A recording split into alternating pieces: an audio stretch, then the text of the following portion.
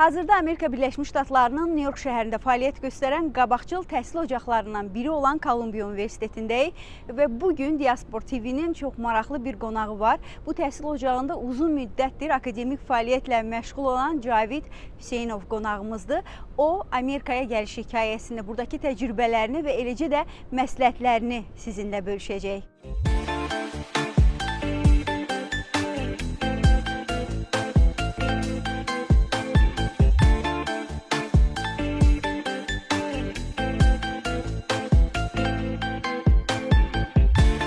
Mən artıq 31 ildir Amerikadayam.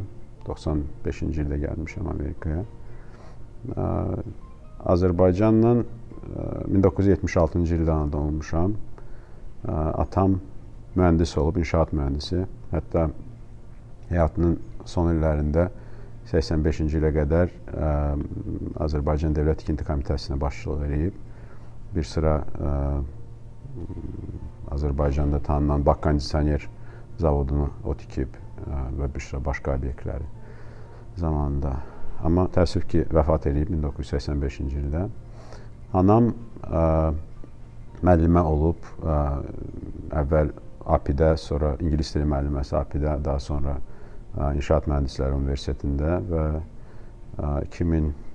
son 20 ildə demək olar ki, Amerikada müəllimlərdir, burada yaşayır. Belə ailədə mənim bir bacım da var, Bakıda yaşayır, Arzu və o artıq məndən bir 5-6 yaş böyükdür yaşda. O da müəllimə işləyir Pedaqoji Universitetdə. Ailəni əslində burada qurmuşam, ailəmi. Mənim 2 evladım var, böyük qızım 24 yaşındadır. Rhode Island School of Design-ı bitirdi. Hal-hazırda dizaynla məşğuldur. İndustrial dizayn, set dizayn, daha çox incəsənət sahəsindədir. Balaca qızım 9 yaşındadır, artıq 4-cü sinifə keçir. O da indi burada təhsil alır.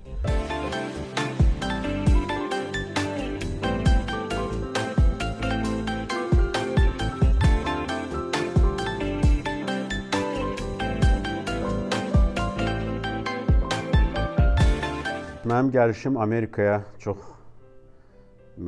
uzun zaman öncə idi. O yadımda qalıb ki, mən 92-ci ildə məktəbi bitirmişəm, İncəsənət Gimnaziyasını. Əvvəlcə 20 nömrəli məktəbdə oxumuşam Bakıda, sonra İncəsənət Gimnaziyasında. Mən 92-ci ildə bitirdikdə yeni sistem tətbiq olunurdu. O zaman çox böyük dəyişikliklər idi Azərbaycanda.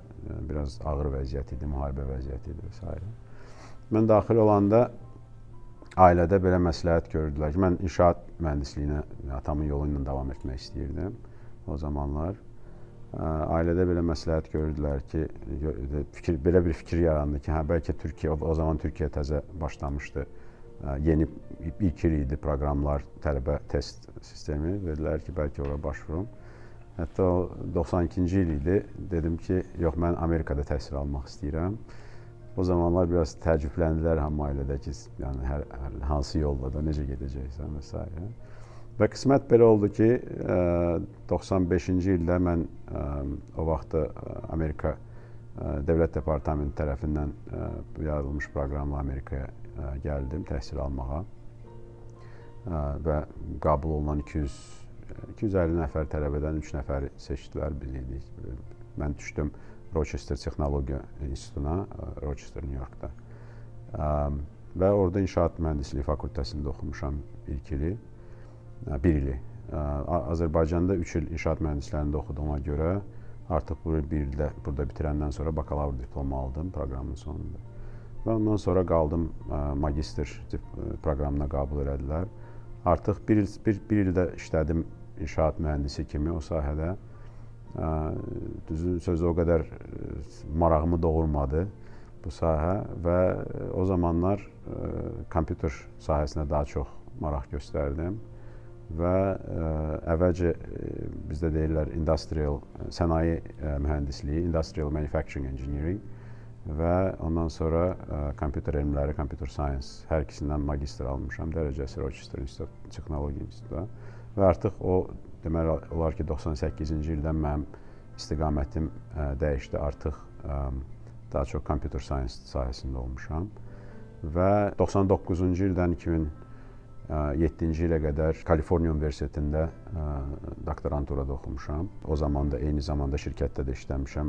Süni intellektin tətbiqi üzrə ilk bir neçə patentim 2000-ci illərdə də çıxıb ortaya. Ondan sonra yəni ki karyeram demək olar ki tamamilə süni intellekt və kompüter elmləri sahəsində olub. Bir müxtəlif şirkətlərdə çalışmışam. Tanınmış şirkətlərdə, Disneydə çalışmışam bir il yarıma yaxın. IBM-də çalışmışam 5 ilə yaxın. Amazonda çalışmışam 4 ilə yaxın. Yəni ki, müxtəlif belə yəni industriyada belə bir təcrübə yığdıqdan sonra daha sonra bu imkan yarandı ki, Kolumbiya Universitetində belə bir proqram var ki, yəni industriyada həm doktorluq dərəcəsi olan, həm də industriyada müəyyən təcrübədən keçmiş və liderlik etmiş insanları qəbul edirlər. Burada universitetdə professor kimi dərs deməyə, yeni tələbələrə daha çox praktiki demək olar ki, tətbiqi sistemləri daha çox keçmək üçün, tədris vermək üçün və süni intellekt sahəsində Applied Analytics, yəni ki, tətbiqi, analitikanın biznesə tətbiqi sahəsində və süni intellekt sahəsində mən artıq 7 ildir universitetdə, Kolumbiya Universitetindəyəm. Bu sürədə bir neçə kurs yaratmışam, deməli 4 dənə kurs yaratmışam süni intellektin müxtəlif tətbiqləri üzrə və çox uğurlu kurslardır. Cloud computing üzrə kursu var və bir sıra universitetin, yəni ki, proqramın özün, masters proqramının özün kurslarında təhsilini, o tədrisini aparıram. Və eyni zamanda bəzi kurslarda lead instructor kimi, yəni aparıcı, baş müəllim rolunda, bizdə ona baş müəllim deyirlər Azərbaycanda, baş müəllim rolunda deməli, o kursların tərtibi və həyata keçirilməsi müxtəlif seksiyalarda mən onu aparıram.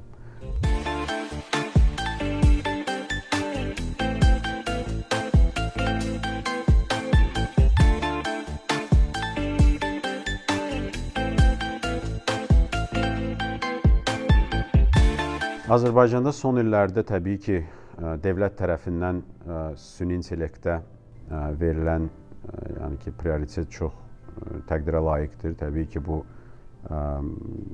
süni intellektin inkişafı üçün hər bir ölkədə belə o siyasi yəni ki, dəstək həmişə çox vacibdir dövlət tərəfindən.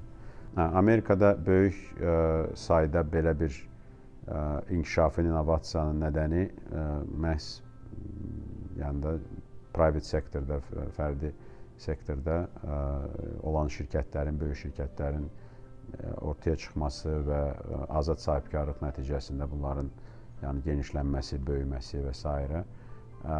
Yəni dövlət tərəfdən müdaxilə olunmaması və müəyyən mənada bunlara azadlıq verilməsi bu ən böyük faktordur. Təbii ki, Amerikanın bu sahədə başqa ölkələrə nisbətən daha yəni irəlidə olmağı.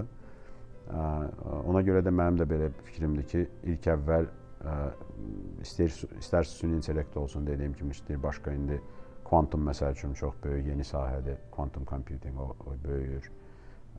Gələcəkdə IoT ilə bağlı, Internet of Things, yəni ki, sensorlarla bağlı süni intellekt, o da çox vacib bir sahədir, inkişaf edəcək. Yəni bunların hamısını inkişaf etmək üçün private sektorun yaranması, startup ekosisteminin yaradılması Azərbaycanda çox vacibdir. Bunlarsız, yəni ki, sadəcə dövlət dəstəyi ilə və ya dövlət proqramı ilə bu çox çətin olacaq həyata keçirmək. Ona görə bunun ətrafında təbii ki, düşünmək lazımdır və daha çox təbii ki, hal-hazırda var belə bir Azərbaycanlı startuplar gəlir, məsəl üçün Amerikada daha çox Silikon vadisində işləyir və s. Amma bunu daha da genişləndirmək lazımdır ki, Amerikada məsəl üçün müxtəlif sahələrdə olan şirkətlər, texnologiya şirkətləri və ilk belə yeni startap səviyyəsində olanlar gəlsin, məsəl üçün Azərbaycanda nümayəndəliyini açsın, orada işçi götürsün, orada süni intellektin və hər bir sahənin inkişafına yəni ki, bir təkan versin. Ümumiyyətcə, mən Azərbaycandan uzun zaman öncə çıxdığım üçün mən hələ təhsil aldığım vaxtlar düzdür, test sistemi ilə daxil olduğuma baxmayaraq, yenə də Sovet vaxtından qalmış sistem idi. Təbii ki, onun da öz müsbət tərəfləri var idi. Çox yüksək səviyyədə texniki təhsil vermək, riyaziyyat, fizika sahələrində çox qüvvətli təhsil vermək. Yəni bunlar təbii ki, Amerikada olacaq universitetlərin bu təcrübədən öyrənəcək çox şey var hələ ki. Amma Amerikada təhsil sistemində müəyyən mənada bir azadlıq var, deyərdim ki. Yəni ki, tərtib olunmuş təbii ki, kurikular bir proqram var. Bütün tələbələr onu ilk 2 il ərzində götürür. Amma artıq 3-cü, 4-cü kursda illərdə və yaxud daha yüksək dərəcəyə gedəndə artıq bir azadlıq var ki, tələbə hansı dərsləri seçə bilər, hansı yəni ki, istiqamət özünü yönəldə bilər. Yəni, bizdə Azərbaycanda belədir ki, mən indiyə kimi belə başa düşürəm ki, sən artıq bir sahəni seçdinsə, artıq o sahədə ancaq dərs ala bilərsən. Amma burada Amerikada biraz azadlıq var ki, məsəl üçün, sən bir sahədə oxuyursansa, o bir sahədən dərs götürə bilərsən və yavaş-yavaş o sahədə özünü istiqamətləndirə bilərsən. Yəni ki, müxtəlif belə imkanlar var. Ümumiyyətcə, bir də Amerikada təbii ki, doktorantura səviyyəsində, yəni ki, graduate school dediyimiz, masters, PhD səviyyəsində olanda tamamilə fərqlidir Azərbaycandan. Yəni ki, Azərbaycanda mən belə başa düşürəm ki, daha çox Sovet İttifaqından qalmış sistem, yəni kandidat dissertasiyası deyirlər, daha sonra doçent və sonra doktorluq, professorluq dərəcəsi almaq. Amerikada biraz fərqlidir o sistem, çünki Amerikada artıq bakalavr bitirmiş tələbə də birbaşa doktora gedib oxuya bilər.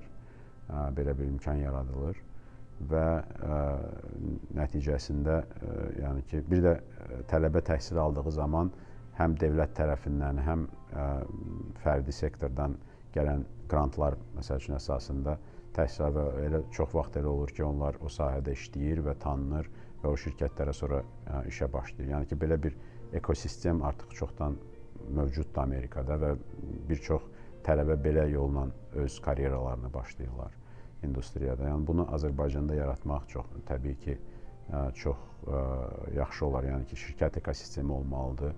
Həm private sektorda, həm dövlət tərəfindən ki, mütəmadi universitetdə hər hansı bir araşdırma aparmaq üçün həm dəstək versinlər və eyni zamanda orada təhsil alan və ya araşdırma aparan tələbələr imkanı olsun, sonra işlə təmin olunsunlar o şirkətlərdə. Yəni bu sistem məncə pozitivdir. Artıq Azərbaycanda təbii kimi, bütün dünyadakı kimi bu istiqamətdə inkişaf edir.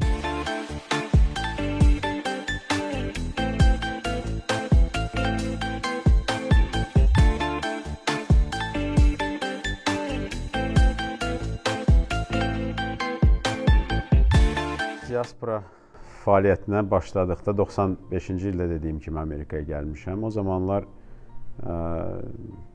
demək olar ki, bir 3-4 tələbə var idi, e-mail vasitəsilə əlaqə saxlayırdıq. Nofər Rzayev var idi, Adil Bağırov var idi, uzun zaman dostum olan və əlaqə saxlayırdıq belə, deməli, e-mail listləri vasitəsilə. Mən hələ o zamanlar Rochesterdə oxuyurdum, New Yorkda. Daha sonra Kaliforniya köçdüm 98-ci ildən, Kaliforniyada olmuşam, 2018-ci demək olar ki, qədər. Və Kaliforniyada olduğum zaman çox aktiv, yəni ki, diaspor təşkilatçılığı ilə məşğul olmuşuq. Yəni ki, onu deyə bilərəm ki, əvvəllər, yəni diasporanın inkişafında məncə ən vacib faktor biraz komik olsa da belədir ki, qıraqdan bir dəstək olmayanda diaspor daha effektiv şəkildə yaranır. O zamanlar e-mail listləri yaradılırdı, yeni, yəni ki, diasporanın inkişafı o qədər çox təşkilat mövcud deyildi. Amerika Azərbaycan cəmiyyəti var idi New Jersey-də uzun zaman. Onlar təbii ki, Azərbaycan istiqlaliyyətini bərpa etməkdən daha əvvəl yaranıb. Onlarla birgə çox işləmişik. Yəni ki, daha çox belə deyək ki, ilk əvvəllər professional şəbəkələnmə formasında diasporanın yaranmasının şahidi olmuşam mən. Və hətta bu barədə məqaləm də var. Azərbaycan International dərgisi var idi o zamanlar. Orada bir məqaləm də var idi, diaspora formalaşması barədə. Kolumbiyada ESN konfransı var idi, bu barədə bir məqalədə dərciləmişdim. Azərbaycan kimliyinin, yəni ki, bu bizdə uzun zaman Qarabağ konflikti, Erməni-Azərbaycan konflikti əsasında bir çox fəaliyyətlərimiz olub, yazılarımız olub, amma bunu daha çox akademik formata çevirməyə nail olmuşduq.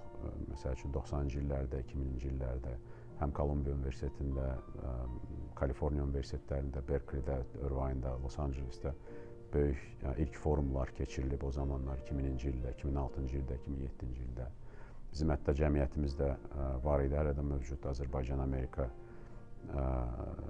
Şurası, Azərbaycan American Council. Bu il 20 illiyi qeyd olunur, 20 il əvvəl yaranmışdı 2006-cı ildə.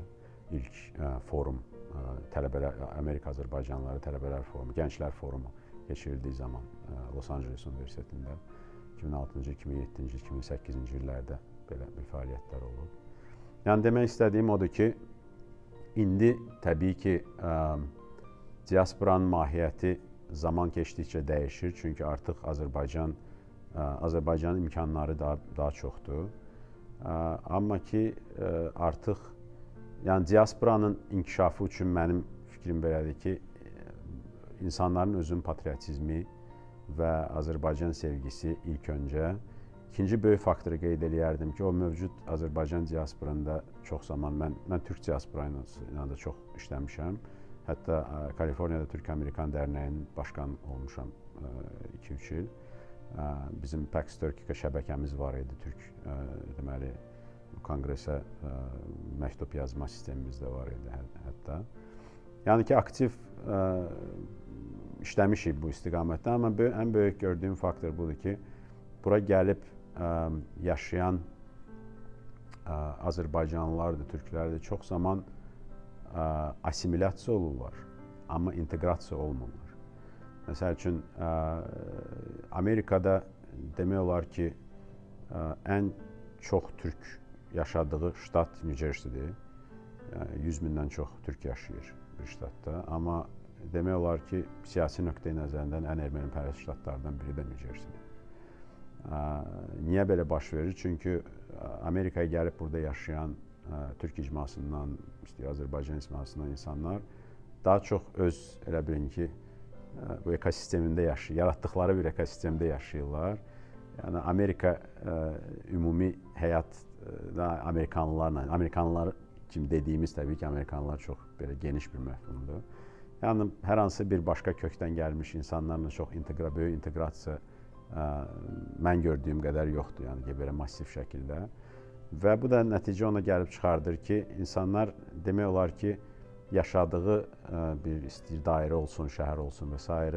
hər hansı bir mənada biraz qıraqda qalırlar burada olan, baş verən hadisələrdən. Məsəl üçün, burada çox sayda Azərbaycanlılar yaşayır. Çox az, mən praktiki olaraq görməmişəm ki, hər hansı getsin bir şəhər bələdiyyəsində bir rol alsın və yaxud şəhər bələdiyyəsində hər hansı bir təyinat alsın, bir komitetdə iştirak eləsin və s. və yaxud məktəb school boardlar var da, school boardlarda iştirak eləsin aktiv şəkildə. Yəni bunlar çox vacibdir. Bu təbii ki, diaspor quruculuğu, birbaşa diaspor quruculuğu deyil, amma ona ingiliscə deyirlər being a good citizen. Yəni ki, sən yerləşdiyin ölkəni kökün gəldiyi ölkən qədər çox sevirsən. Və məndə, məsəl üçün, yanaşma həmişə belə olub ki, bəli, mən Azərbaycanda doğulub böyümüşəm, müəyyən 19 yaşına qədər. Amma ki, məni insan kimi formalaşdıran, professional kimi formalaşdıran və bugünkü mənim səviyyəmə gəlib çatdıran rolda təbii ki, Amerikanın rolu çox böyük olub. Amerika cəmiyyətinin rolu, Amerika təhsil sisteminin rolu. Və mənim üçün bu doğmadır. Yəni ki, bu mənim üçün əzizdir və bunu qəbul etmək çox vacibdir. Çünki sən diasporada yerləşdiyin yanda, diaspor hər hansı bir ölkəyə daşındığın zaman, bir icmanın hissəsi olduğun zaman həmişə təbii ki, öz kökünə sevməlisən, amma eyni zamanda yaşadığın ölkəyə də çox böyük yəni vergi contribution eləməlisən ki, bu eyni zamanda sənin öz ölkənin istəyini də daha da yəni ki, inkişaf elətdirir. Ona deyirlər yəni ki, hər hansı bir mənada minnətdar olmaq. Və mən dediyim kimi Azərbaycana minnətdaram ki, mən həyata gəlib, yəni ki, Azərbaycanlı kimi həyata gəlmişəm və onunla fəxr edirəm. Amma eyni zamanda da mən Amerikaya çox minnətdaram ki, mənim indiki şəkildə bir Amerika Azərbaycanlısı kimi formalaşmamda çox böyük rolu Amerikanın olub. Amerikada yaşamağımın olub və təhsil almağımın olub.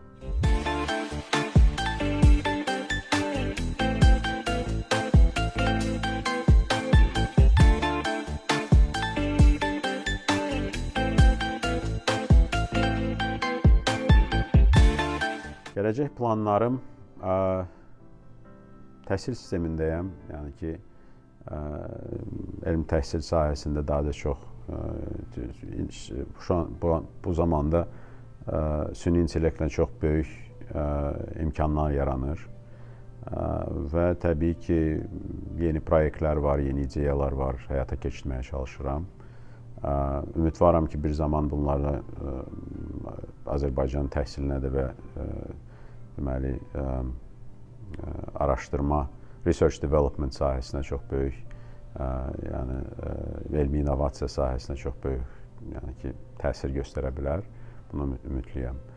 Amma gələcəkdə əsasən elm təhsil sahəsində irəliləməyi, keçmişdə təbii ki, bəzi Kaliforniyada yaşadığım zaman çox aktiv idim ictimai-siyasi fəaliyyətlərdə də. Hətta demək olar ki, indi də yaşadığım şəhərdə, bələdiyyədə plan komissiyasında çalışıram. Həmişə çalışıram ki, şəhər daxilində yaşadığım icma da Amerika cəmiyyətinin içində biraz həm yardımcı olum, həm də tanınım. Ola bilər ki, gələcəkdə hansısa bir bu istiqamətdə daha çox fəaliyyət göstərəm, amma hal-hazırda daha çox təbii ki, elmi təhsil, elmi tədris dediyim kimi bu süni intellektin irəliləməsi ilə çox böyük imkanlar yaradılır və o imkanlardan təbii ki, səmərəli şəkildə istifadə etmək istəyirəm. Mən həyat təcrübəm əsasında onu deyə bilərəm ki, çətin yol, hər bir yol çətin yol ola bilər. O, insanın özünün yanaşmasından asılıdır. Və mən deməzdim ki, mənim Amerikaya gəlişim, qalışım asan olub. Çünki tələbə kimi gəlmişəm, yəni ki, uzun zaman öz işim hesabına və s. Yəni gəlib bir müəyyən bir səviyyəyə çıxmışam və çox böyük, təbii ki, insan kimi zaman investisiyası da tələb eləyir, yəni ki, illər keçir və s. Amma özünə inanmaq ən vacib amildir. Yəni ki, qoyduğun məqsədə qarşı heç kim səni olduğun yoldan döndərməsin. Bu ən vacib amildir. Çünki bunsuz heç bir istəyi, düşüncəni həyata keçirmək mümkün deyil. O, İngiliscə deyirlər, learn to dream. Yəni ki, xəyallarınızı elə şəkildə qurun ki, yəni ki, xəyallarınızı qura bilərsiniz və o istiqamətdə çalışın ki, inanın ki, həmişə o xəyala nail olasınız, istəyə nail olasınız, arzuya nail olasınız. Yəni ki, əsas məsləhətim budur. İstəyir Azərbaycanda yaşa, istəyirsən Amerikaya gəl, tələbə kimi təhsil al. Yəni, həmişə qabağında bir məqsəd olmalıdır və o məqsədə çatmaq üçün heç kim səni yolundan döndərməməlidir. Əgər bu inam varsa, təbii ki, yolun sonunda uğur həmişə olacaq. Tələbələrə indiki zamanda əlavə olaraq bunu məsləhət görərdim ki, və bu sualı mənə çox zaman Azərbaycanda da gedəndə müxtəlif intervyularda və s. bu sualı verirlər ki, bax, indi süni intellekt çıxıb, insanlar işlərini itirəcək, tələbələr bitirir məktəbi, necə təhsil alacaq və yaxud təhsillərini necə industriyada həyata keçirəcək, necə iş tapacaqlar və s. Məndə fikir belədir ki, bəli, süni intellekt yeni texnologiyadır və ola bilər ki, olacaq da ki, yəni ki, bir çox işlər olmayacaq gələcəkdə və bunları daha çox robotika və süni intellekt əvəz eləyəcək insanları bu işlərdə. Amma eyni zamanda belə bir dramatik transformasiyalar tarixdə, keçmişdə də olub. Yəni ki, insanlar avtomobil icad eləyib, insanlar təyyarə icad eləyib və s. Bu demək deyil ki, tamamilə hamı işini itirib artıq. Yəni ki, yeni təbii ki, yeni bir təhsil istiqamətlərinə getmək lazım olacaq, yəni da istiqamətlənmək lazım olacaq. Amma ki, bir şeyi məsəl üçün mən misalı xoşlayıram gətirməyə ki, əvvəllər sizin hər hansı bir kreativ ideyanız var idisə, texniki sahədə tutalım ki, yəni bir startup ideyası. 5 il bundan qabaq sizə bir o ideyanı həyata keçirtmək və yaxud prototipini qurmaq üçün sizə 10-15-20 mühəndis işə götürmək lazım idi, bunları təmin etmək, maaşlarını vermək və s. Amma süni intellekt bu gün elə imkan yaradıb ki, sən o 15 mühəndis əvəzinə 15 dənə agent yarada bilərsən və onlar müstəqil şəkildə heç bir yəni ki, dəstəksiz işləyə bilərlər və sən o yeni ideyanı, innovativ ideyanı həyata keçirə bilərlər. Yəni ki, bu da deməkdir ki, artıq innovasiya üçün imkanlar daha da artır, genişlənir və bu cəmiyyətdə və bu sistemdə artıq uğurlu olmaq üçün təbii ki, bu yeni imkanlardan istifadə etməyi bacarmaq lazımdır. İnnovativ, daha kreativ düşüncələrlə deməli, yola çıxmaq lazımdır.